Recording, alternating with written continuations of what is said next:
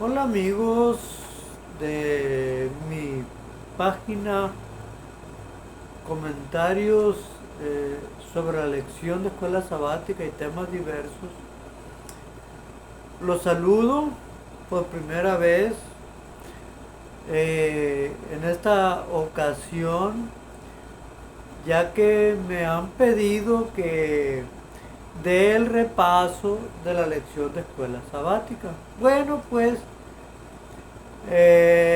se me ocurrió hacerlo hoy. ¿Sí? Bien.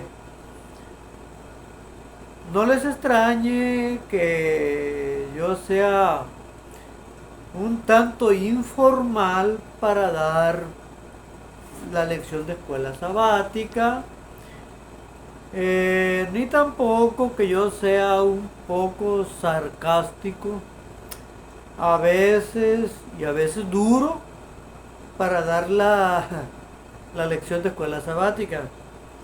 Me piden que dé el repaso de la lección, pero no me considero tan guapo como para estar poniendo la cara y estar molacho, enseñando mis dientes postizos y el que me falta ahí, eh, para que vean mi belleza, pues tampoco, ¿no? Bien, pero no quise hacer una transmisión en vivo porque yo sé que las transmisiones en vivo después Facebook las elimina. Así es que voy a grabarlo, lo voy a subir y ustedes van a poder comentar y enriquecer lo que se vea aquí. Bien, así es que ya la estudié todita, ya la estudié toda para poderles dar el repaso completo. Eh, Espero comentar mucho. Yo comento demasiado. Me sobra de qué hablar, no crean. Me sobra de qué hablar. Cuando me pongo a escribir o a hablar, a mí ya no me callan. Así que vamos a empezar ahora. ¿Ustedes quisieron? Bueno, ahora vamos, vamos a comenzar, ¿no? No se fijen en mis defectos. Eh, Vamos a examinar el comentario y es lo más importante. La lección de esta semana se titula El pan y el agua de vida. El versículo de memoria se encuentra en Éxodo 16, 28 al 30. Y dice de la siguiente manera: Y el Señor dijo a Moisés: ¿Hasta cuándo se negarán a guardar mis mandamientos y mis leyes? Miren que el Señor les dio el sábado. Por eso en el sexto día les da pan para 2 días. Quédense pues cada uno en su estancia y nadie salga de su lugar en el séptimo día. Así el pueblo reposó el séptimo día. La lección de escuela sabática de esta semana pues habla de la terquedad del pueblo de Israel en olvidar lo que Dios había hecho anteriormente por ellos y pensar de una forma negativa y quejarse ante Dios por las situaciones adversas en las cuales ellos estaban atravesando camino a Canaán, a la tierra prometida. Primero sabemos que habían estado esclavos en Egipto por 430 años. Ser esclavos no es nada fácil. Ser libres es algo grandioso. Digan si no.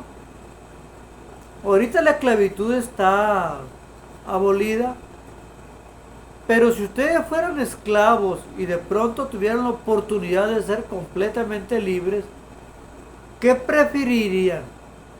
¿Volver a ser esclavo o vivir en libertad?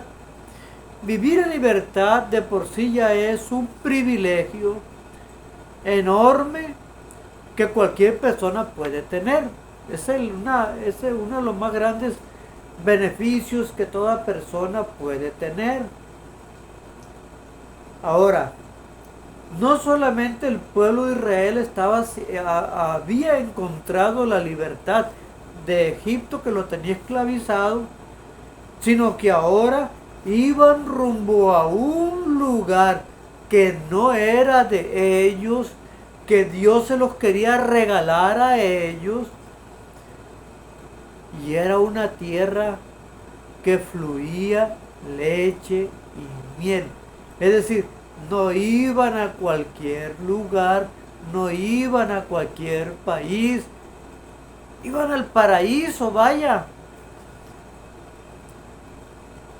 Y aparte de ser libres, ir rumbo a un lugar paradisíaco, vaya, pues lo que venga es bueno, ¿o no? Sí, pues habían sido esclavos, eran sometidos, castigados, maltratados, y de pronto ya no tenía ningún patrón que los esclavizara, ningún capataz que los golpeara, e iban a un lugar muy hermoso, del cual cuando David hablaba acerca del monte Hermón, pues él se inspiraba en la belleza de las cascadas, de las brisas que caía en ese lugar. Cuando fueron los espías a reconocer la tierra más adelante por allá, se dieron cuenta que las frutas de aquel lugar eran grandes y eran buenas y eran de lo mejor, y que había una tierra pero buenísima. Pues bien, iban a esa tierra después de haber sido liberados, pero a ellos les importaba un comino ir para allá. Les importaba un comino haber encontrado libertad. Les importaba un comino también el haber cruzado el Mar Rojo en seco, y que Dios en su amor, en su bondad, en su misericordia, los haya pasado el Mar Rojo, y que de ellos no haya muerto ninguno, y que todos los que los perseguían hayan sido muertos, hayan quedado en el Mar Rojo. Vaya. Qué maldad, bueno, qué corazón tan no malo, porque pues pobrecitos, pero qué corazón tan olvidadizo. Era para que recordaran lo que Dios se había hecho en los Mar Rojos y dijeran, bueno, vamos a confiar en que Dios va a actuar siempre a nuestro favor. Pero en lugar de hacer eso, desconfiaron. Se olvidaron de lo que Dios hacía. Elena de White dice que si nosotros recordáramos la forma como Dios ha actuado en el pasado, no tendríamos temor del futuro. Y es algo muy cierto. Si el pueblo de Israel no se hubiera olvidado de lo que Dios había hecho cuando cruzaban el Mar Rojo, no era para que anduvieran quejando, era para que estuvieran atentos a lo que Dios iba a hacer, porque ellos no hicieron nada más que caminar nada más, y es todo, tener fe y cruzar el Mar Rojo, es todo lo que hicieron. Pero se les olvidó a los señoritos, se les olvidó a todo el pueblo de Israel, desde el más chiquitillo hasta el más grandote, hasta el más barbón, se le olvidó lo que Dios había hecho. Moisés era paciente, porque si no hubiera sido paciente, pues Se hubiera ido, hubiera dejado el pueblo solo. ¿Para qué voy a andar batallando con una bola de necios? No tengo necesidad. Pero Moisés amaba al pueblo de Dios. Quería liberar al pueblo de Dios. Y Moisés reflejaba el mismo sentir que Dios tenía para con Israel, que también amaba a Israel. Dios, cuando escogió a Israel, no lo escogió porque eran los más guapos, porque eran los más bonitos, porque eran los más consagrados. Dios lo escogió porque amó a Abraham. Y le prometió a Abraham que la tierra de Canaán sería para él. Y porque se acordaba de Abraham, por amor a Abraham, y también por amor al pueblo de Israel, Dios los sacó de Egipto para llevarlos a Canaán. Y Moisés también por amor sufrió todo lo que sufrió. Bien, como les digo, cuando yo empiezo a hablar no me callo. Ustedes querían eso, ahora me aguantan. Ok, vamos a ver. Bien, así es que el pueblo de Israel no le quedaba de otra, la realidad, no más que obedecer a Moisés, aunque a veces deseaban apedrear a Moisés, como a veces sucede con los líderes de la iglesia. Pues algunos que no dan razón por la cual se hable mal de ellos, o por la cual se les critique, o por la cual se les humille. La iglesia, a veces desagradecida, muy mal agradecida, también se queja en contra de los líderes. Aunque también, claro, es que alguno que otro bien merece lo que le dicen o lo que le hacen, aunque no debe ser así. Porque como seres humanos, pues cometemos errores, eso ya lo entendemos. Bien. Pero el pueblo de Dios realmente le debía mucho a Moisés.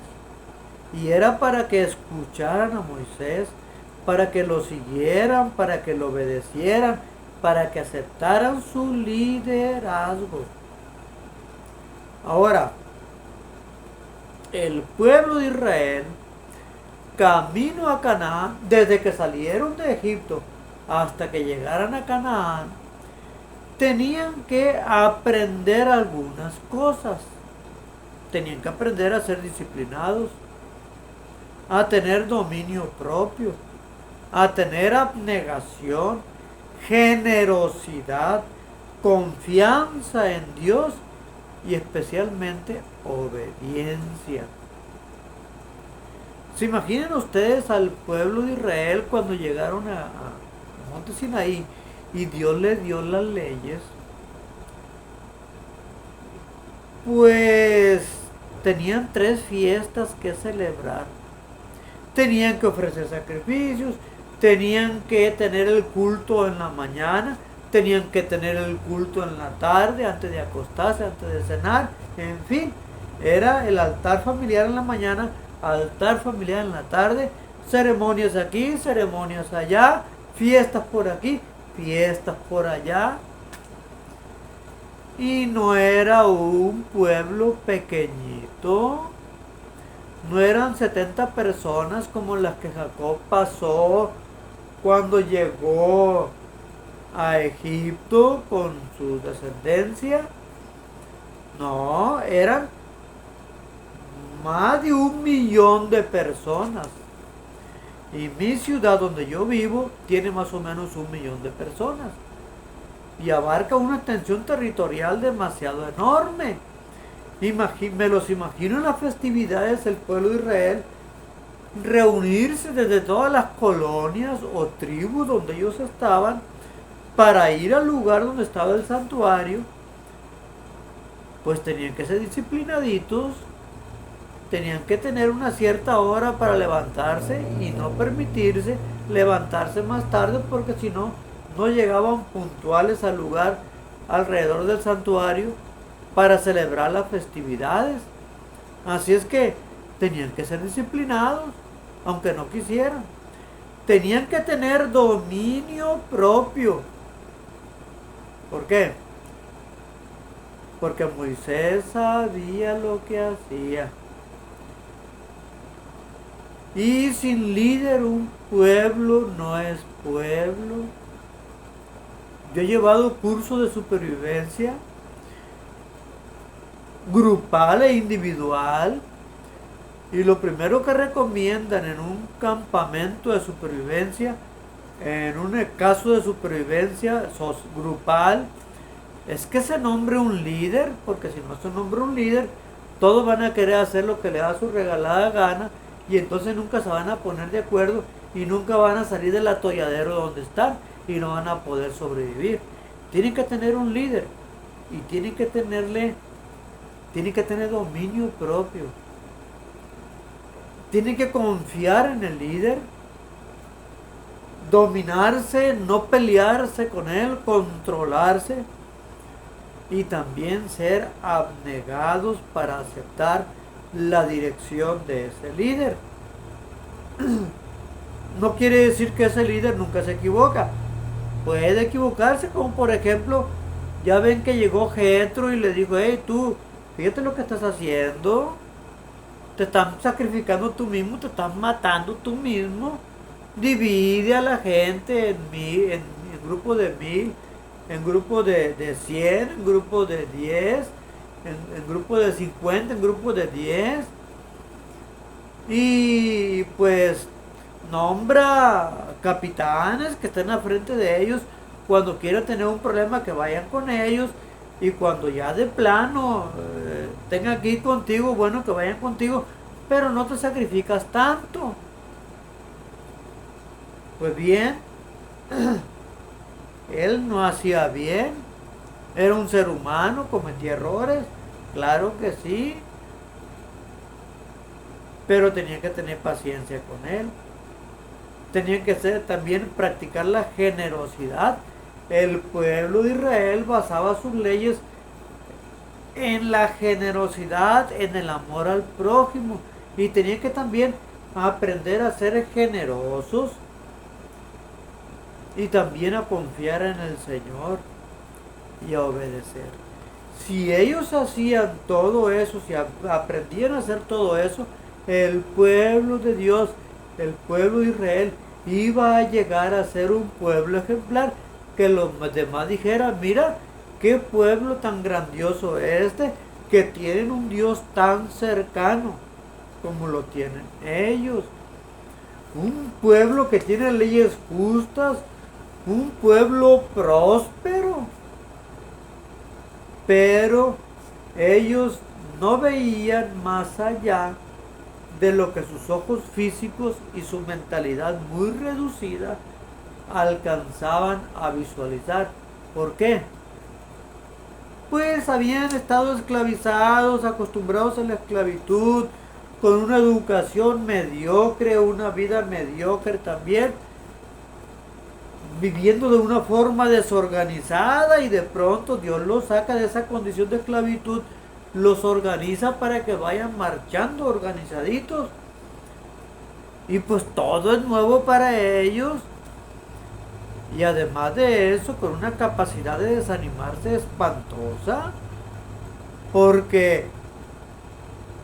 Y Dios, a pesar de eso, los lleva por un terreno donde no pudieran encontrarse con los filisteos, porque si se hubieran encontrado con ellos, que eran gigantescos, pues se hubieran desanimado.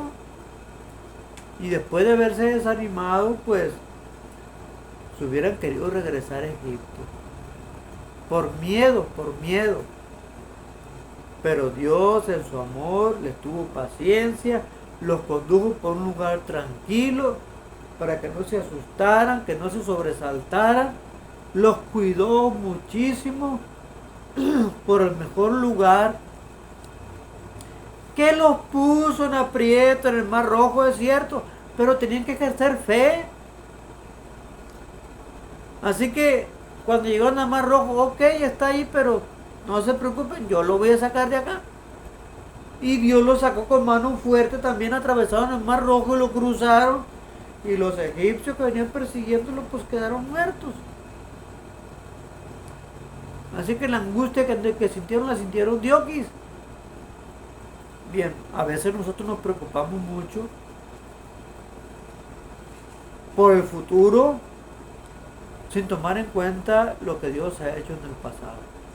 ¿Sí? Así que ya llevo 20 minutos y apenas voy en la parte del domingo. Me aguantan ahora. Me aguantan ahora. Bien. Aguas amargas, la parte del domingo 10 de agosto. Resulta que después de 3 días de haber marchado, de haber cruzado el Mar Rojo, de que se murieron los egipcios, ahora van muy felices caminando, marchando por todo el desierto. 3 días caminando no es fácil, ya no iban tan felices, se cansaron, no creo que hayan llevado mucha agua. Una persona para aguantar, cuando los jóvenes van a campamentos y llevan su mochilita y tienen que cumplir el requisito de caminata, y llegan a caminar unas 3-4 horas con una mochilita, si la mochila la tienen bien cargada, no va a ser nada fácil, es complicado.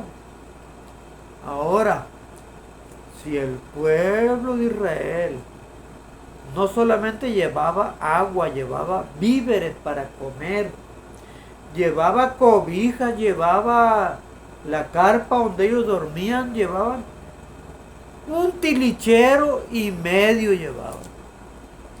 Y con todo ese peso, ¿creen ustedes que se iban a sentir muy a gusto caminando 3 días enteros? ¿Cuánta agua podrían haber llevado cada quien? Aparte de todo el tilichero o toda la carga que llevaban en sus espaldas para ir caminando, ir tomando agua y que no les diera sed y soportar lo demás también. En el día debemos de tomar 3 litros de agua. En el desierto donde ellos caminaban debían de tomar más. Así es que le calculo yo lo menos 3 litros de agua. Lo más o menos en tiempo de calor 4 litros. Pero lo que deben de tomar mínimo son 2 litros de agua. En el desierto caminando, todo el día caminando, sin pararle, pues vaya. 2 litros es poco, 3 litros, ya son 3 kilos por día. En 3 días son 9 kilos, 9 litros de agua equivalentes a 9 kilos. Lo menos, más aparte, lo que tenían que traer también de ropa, de enseres de cocina, de todo lo que tenían que llevar. Pues no era nada fácil. Me tocó a mí andar con un grupo de jóvenes hace poco en un campamentito en Yécora, y pobrecitos, cuando iban subiendo el cerro no soportaban, y eso era un momento nada más. Ahora 3 días no era fácil. Así que Dios entendía eso, y Dios en su amor, cuando el pueblo de Israel llegó a un lugar donde había agua, dijeron: aquí hay agua, vamos a tomar agua hasta que se nos quite toda la sed, hasta que se nos hinche el ombligo, vamos a tomar agua. Los muchachos que yo traía, con los que yo andaba, mejor dicho, yo no los traía, yo andaba con ellos en la bola, era uno de ellos más. Cuando subimos el cerro y lo bajamos, venían demasiado cansados, pero llegamos a un arroyo. Cuando llegamos al arroyo, era como llegar a la gloria, tomar agua del arroyo al fin, y el agua era agua muy sabrosa. Imagínense venir cansadísimos, encontrarse con un charco de agua, ilusionarse que el agua era dulce, que el agua era rica. Tal vez la encontraron cristalina, que se miraban las piedras del fondo y han de haber dicho, esta agua está buenísima, vamos a tomar. Y cuando se tiraron a tomar agua, o que metieron la taza o el vaso para sacar agua y echaron el primer trago, se encontraron que el agua era amarga. La palabra amarga más que nada se refiere a que era salada, muy salada. Y se quejaron con Moisés. Ojalá que nos hubiéramos quedado en Egipto, que nos traes para acá para tomar esta agua, esta cochinada de agua, que está bien salada, que está bien amarga. Y Moisés, venir batallando con ellos. Pero les tuvo paciencia. Y Dios también entendía que el pueblo de Israel era un pueblo necio, era un pueblo terco, un pueblo que era un pueblo ordal, que estaba acostumbrado a la esclavitud, a los golpes, que había sido maltratado como los que son maltratados en un hogar disfuncional. Y Dios entendía todo eso y les tuvo paciencia como para no sentirse ofendido, y entonces pedirle a Moisés, ve y corta un árbol, una rama de un árbol, tírala al agua y el agua se va a endulzar. Y Moisés cortó el árbol, lo tiró al agua y después de que lo tiró, resulta que el agua quedó convertida en agua dulce. Cuántas cosas se pueden malentender con eso. Hay quienes dirían, bueno, ¿qué rama sería la que tiró Moisés allí, la que Dios le dijo que echara el agua para ir a buscar esa rama y sanear agua con ella también? Algunos pudieran darle por investigar qué árbol era, conocer el nombre científico, usarlo para purificar agua y para ofrecer agua sanitizada con tal árbol que es prodigioso, y en fin, tenía que tener cuidado porque el árbol no tenía ninguna propiedad. El agua Dios la sanó. Pero ¿por qué Dios no la sanó? Le dijo, señores, siéntense, el agua la declaro limpia, la declaro sana, ahora vayan y tomen agua y la van a encontrar sabrosísima el agua. ¿Por qué no hizo Dios eso? Porque Él le pidió a Moisés, mira, ve y corta un árbol y tira una rama del árbol y tira en el agua. Porque Dios quiere que nosotros no seamos unos holgazanes, que no seamos unos mantenidos, que no seamos personas ociosas, que esperan que todo les caiga del cielo y que esperan que Dios resuelva todo y nosotros nada más sentaditos viendo lo que Dios iba a hacer. Una bola de holgazanes, de perezosos, no. Siempre tenemos que hacer algo por más pequeño que sea. Porque dice la hermana Elena de White que cuando el esfuerzo humano se une con el poder divino, entonces es que podemos tener éxito. Y Dios hizo que el esfuerzo humano se uniera con el poder divino, y entonces con la fe que tenían en lo que Dios iba a realizar, pues Dios les otorgó que con su poder se purificara el agua. No fue el árbol, fue su poder. Bien, así es que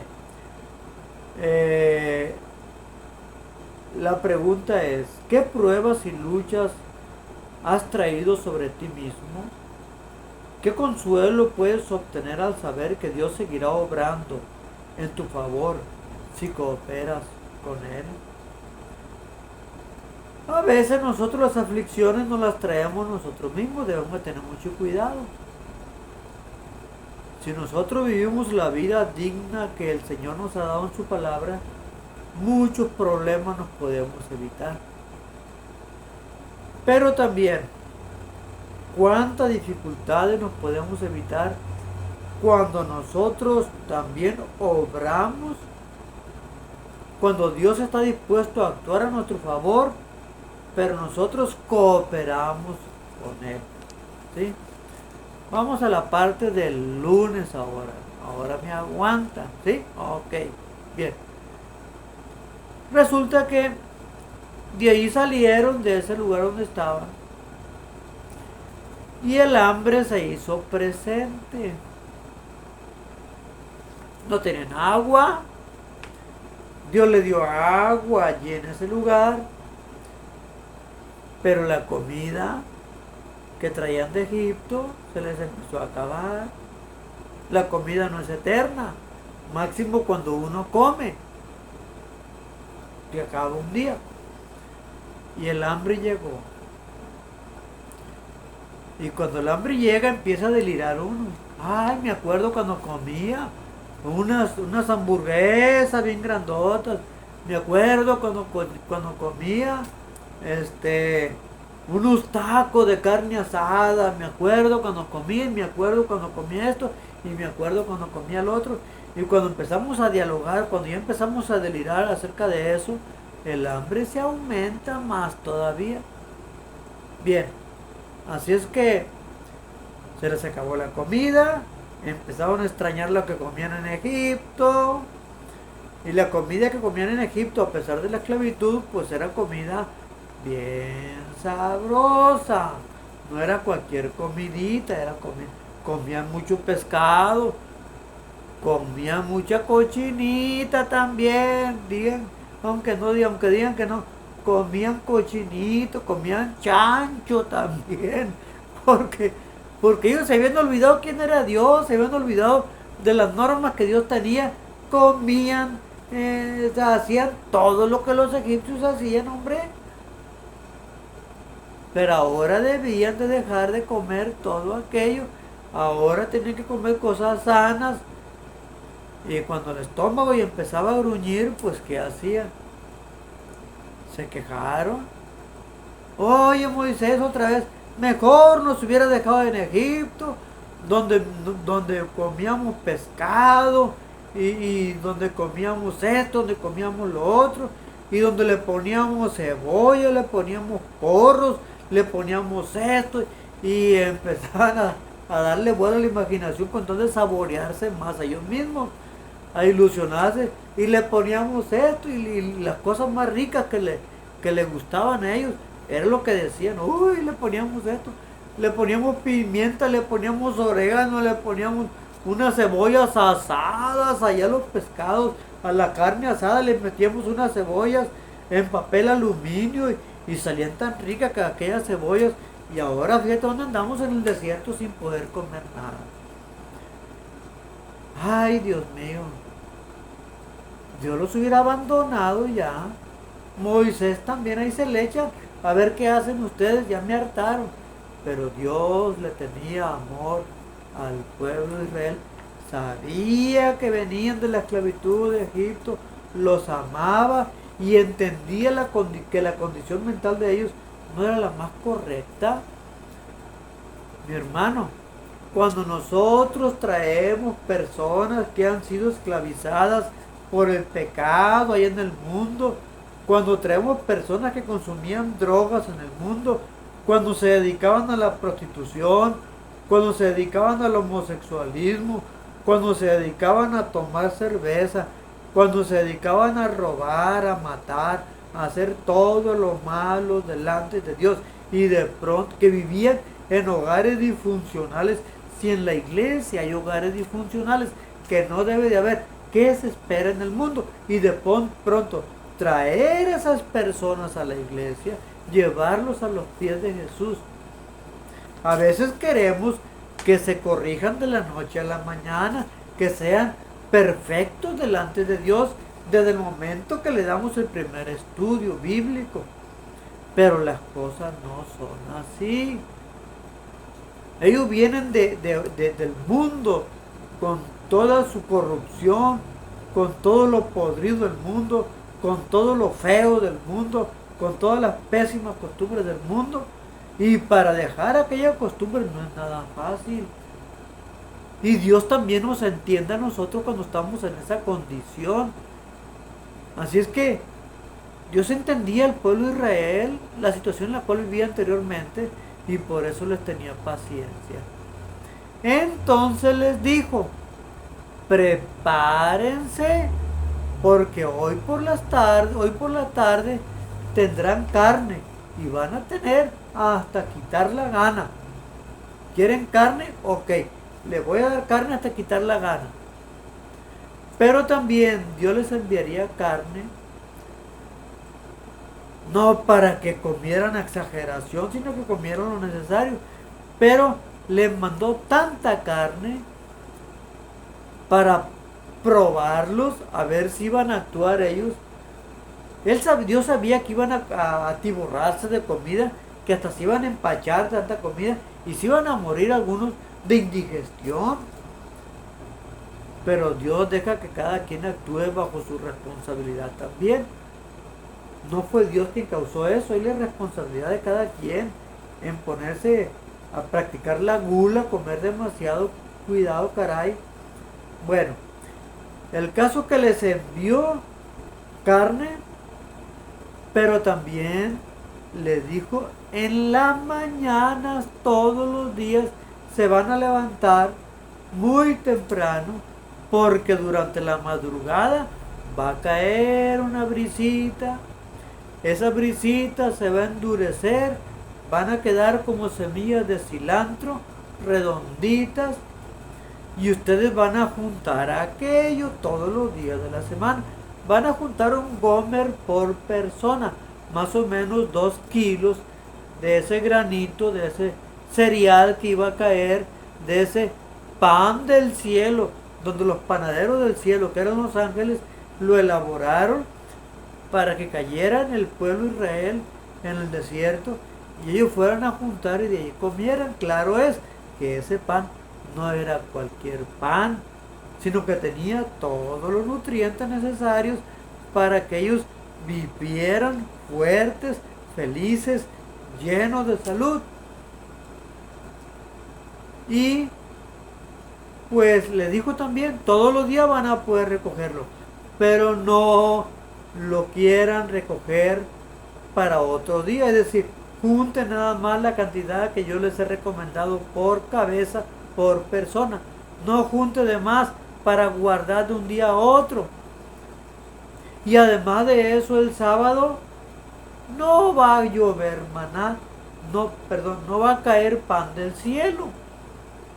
Ese día los ángeles no van a trabajar, así es que todos los días van a juntarlo, pero el sexto día de la semana van a juntar el doble porque el sábado no va a caer. ¿Y qué hicieron ellos? Ay, Diosito. Tenían tanta hambre que juntaron el lunes, juntaron el doble también para el martes. Tal vez pensaban venderlo, yo creo. Tal vez, no sé, en qué pensarían, sabían que iba a caer todos los días. Pero lo que pasaba es que ellos desconfiaban de que el día siguiente fuera a caer. La falta de fe, la duda de que Dios fuera a mandarle el alimento al día siguiente. Y querían asegurarse no solamente de tener alimento ese día, sino toda la semana. Y algunos pues golosos pues juntaron mucho más maná. Y resulta que comieron todo lo que les iba a ser suficiente. Y al día siguiente, wow, ya tenía gusanos, ya estaba mojoso, tenía gusanos, ya apestaba, estaba podrido. Y wow, fueron con Moisés, Moisés, tú nos dijiste que juntáramos maná, y yo junté, y quise guardar para el día siguiente, se me pudrió, ¿qué pasó? Se engusanó. No, señores, Dios nos dijo que deberían de juntar lo necesario para comer cada día, lo suficiente para cada día. no deberían de juntar para otro día. Y también les dijo que el sábado no va a caer, que el viernes deben de juntar el doble. ¿Y qué creen?